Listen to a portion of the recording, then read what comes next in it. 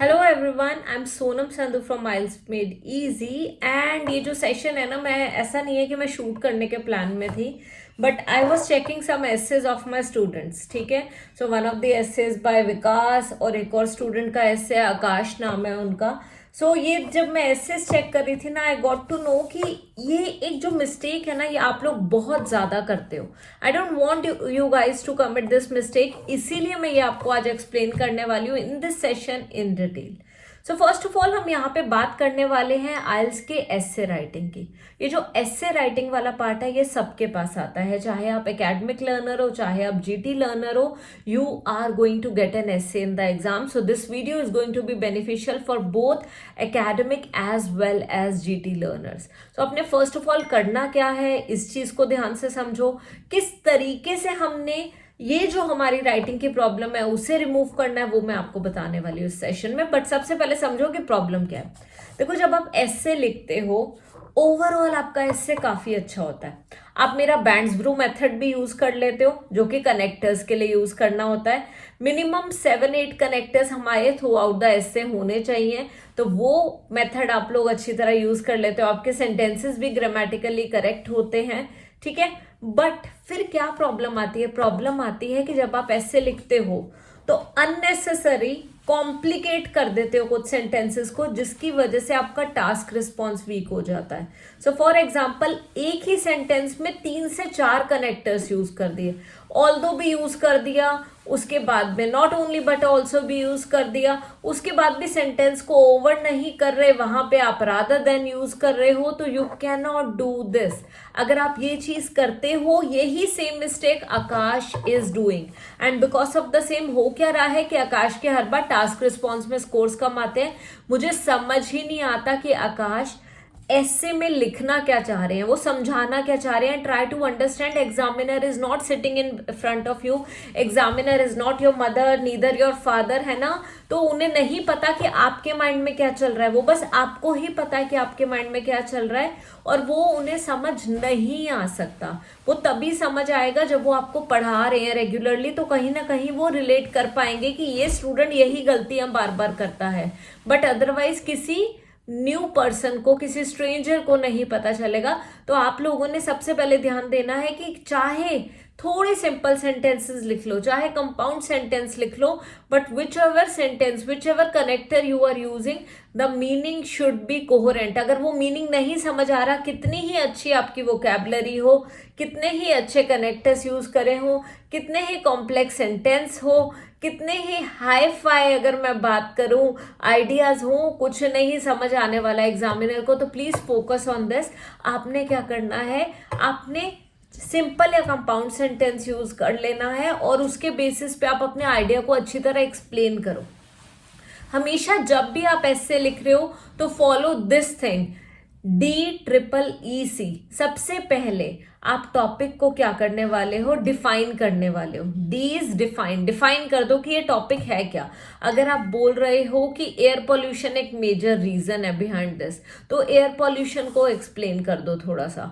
फिर E is explain, फिर explain करो कि इस प्रॉब्लम की वजह से, इंक्रीजिंग पॉपुलेशन की वजह से एयर पॉल्यूशन कैसे इंक्रीज हो रहा है, फिर उसी चीज को इलेबोरेट कर दो। ठीक है, और फिर DEEE, third E is for example, फिर एग्जाम्पल दो और एंड में कंक्लूड करो। सो जब अगर आप ये चीज फॉलो करोगे DEEC, तो आपका कभी भी टास्क रिस्पॉन्स वीक नहीं होगा, कभी भी आपकी कोहेरेंस में कोई भी प्रॉब्लम नहीं आएगी ऐसे राइटिंग में। तो इस चीज का ध्यान जरूर दो, चाहे वो टॉपिक हो ब्रेन ड्रेन। ठीक है, सो ब्रेन ड्रेन है क्या, पहले ये बताओ। ठीक है, brain drain is what? So the underlying reason behind this is brain drain. And owing to this, a vast majority of population is migrating abroad for better work opportunities or for higher pay scale. ठीक है, full stop। अब इसे explain करो। As or since the majority of population is moving abroad, the educated youth, the number of educated youth in our country is far less than required. Explain कर दिया, elaborate करो। Now we need to hire professionals from abroad and pay them more in order to get the work done.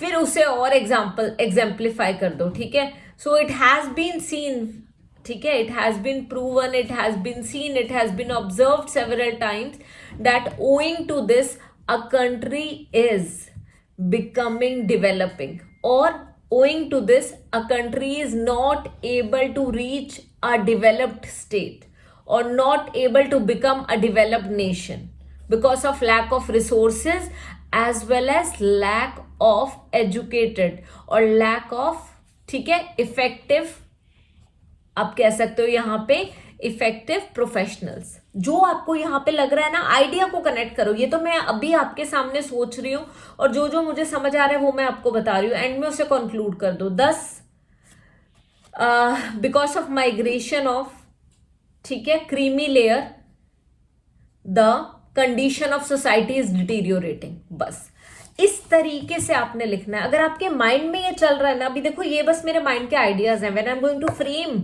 These ideas and when I am going to put this ideas on to the paper, मुझे पता है कि मैं बहुत अच्छे से explain कर पाऊंगी. बस मेरे माइंड में चलना चाहिए DEEC. और अगर बॉडी पैराग्राफ्स लिखने आ गए ना तो आप इजिली इंट्रोडक्शन एंड कंक्लूजन लिख पाओगे. एंड अगर आप चाहते हो कि मैं इंट्रोडक्शन एंड कंक्लूजन के लिए भी ऐसी एक वीडियो बना दूं ना, तो मुझे जरूर कमेंट सेक्शन में जाके बताओ. ये है DEEC. देखो DEEC के बिना कोई भी बॉडी पैराग्राफ आप अच्छे से एक्सप्लेन नहीं कर पाओगे, अच्छे से लिख नहीं पाओगे, और लिख भी लोगे तो वो उतना कोहेरेंट नहीं होगा, उसके आइडियाज उतने लॉजिकल नहीं होंगे. और अगर आइडियाज लॉजिकल नहीं होंगे तो आपको काफी प्रॉब्लम आने वाली है. आप लोग एग्जाम में स्कोर नहीं कर पाओगे. जो स्टूडेंट है आकाश, इसकी वोकैबुलरी अच्छी है, कनेक्टर्स भी अच्छे से यूज कर लेते हैं, ऑल्दो बहुत बार ज्यादा हो जाते हैं जिसकी वजह से मीनिंग क्लियर नहीं होता. ठीक है, आइडियाज पता है, बस जस्ट बिकॉज मुझे ये भी ऐड करना है, ये भी ऐड करना है, तो हैफजर्ड सा हो जाता है सारा. तो आप लोग भी यही गलती करते हो, मुझे पता है. इसी वजह से 6.5 पे स्टक हो जाते हो, 7 नहीं आते. 5.5 वाले जो लर्नर्स है जिनके 6 नहीं आ पा रहे, उनकी रीजंस थोड़ी सी डिफरेंट है. उन्हें पता ही नहीं है कि बॉडी पैराग्राफ लिखना कैसे है. इसीलिए इस सेशन में मैंने आपको समझाया है DEEC. और जब मैं वो जो DEEC वाला पार्ट एक्सप्लेन कर रही थी ना, मैं सजेस्ट करूंगी वीडियो को दोबारा देखना. वो DEEC वाला पार्ट 0.75x पे देखना और उसके नोट्स बनाना एंड ट्राई करो बॉडी पैराग्राफ लिखना with the help of the same method. और यही सेम बॉडी पैराग्राफ आप मेरे साथ कमेंट सेक्शन में शेयर करने वाले हो. अब कमेंट सेक्शन में किस टॉपिक के ऊपर शेयर करने वाले हो, मैं आपको एक टॉपिक दे रही हूँ यहाँ पे, दैट इज एयर पॉल्यूशन. ठीक है, वो एयर पॉल्यूशन एक हमारा मेजर जो है ना रीजन है इसके पीछे. ठीक है, किसके पीछे? एयर पॉल्यूशन मेजर रीजन है ब्रीदिंग रिलेटेड इलनेसेस के लिए. तो आप उसी से रिलेटेड बॉडी पैराग्राफ लिखो और वो मेरे साथ शेयर करो using the same method DEEC. Trust me guys, अगर आप ये DEEC मेथड प्रॉपरली यूज करते हो, आप इजीली स्कोर कर सकते हो वेल. सो अभी मैंने आपको मिस्टेक्स एक्सप्लेन करी, जैसे कि मेरे स्टूडेंट्स ये गलतियां कर रहे हैं. आई एम श्योर आप भी ये गलतियां कर रहे होंगे, आप में से कुछ स्टूडेंट जरूर. सो अब आपने क्या करना है, you just need to focus on writing an essay effectively with the help of DEEC method. Body paragraphs effectively लिख पाओगे आप फॉर श्योर. बट अगर आपको कोई प्रॉब्लम आ रही है इंट्रोडक्शन में, कंक्लूजन में, या आइल से रिलेटेड किसी भी चीज में, do let me know in the comment section और मैं उस टॉपिक के ऊपर वीडियो जरूर बनाऊंगी. एंड इन द मीन वाला आप मेरा आइल्स का फुल कोर्स भी देख सकते हो जो कि अवेलेबल है for free on our channel. I am going to share the link above as well as in the description. उसमें हर एक चीज एक्सप्लेन्ड है, be it writing, reading, listening, speaking as well as grammar, सब कुछ डिटेल में मैंने एक्सप्लेन करा हुआ है. एंड उससे आपको आइल्स एग्जाम के प्रिपरेशन में पूरी क्लैरिटी मिल जाएगी. So thank you so much for joining me today. I am going to see you again in the next video. Until then, bye bye.